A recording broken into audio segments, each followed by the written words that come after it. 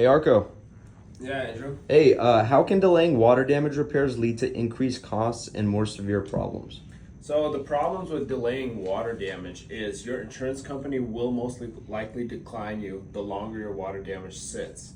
Another thing is you'll have to pay out of pocket, which is clearly going to be more expensive if they pay. And you'll also develop stuff like mold and other fungus and growths that you will now have to pay for. Even if your insurance company does decide to cover you, they will not cover for the growth. They never cover mold and stuff like that. So usually I would always recommend call and file a claim and then talk to a couple professionals just to see if they can help you out. Cool. Thank you.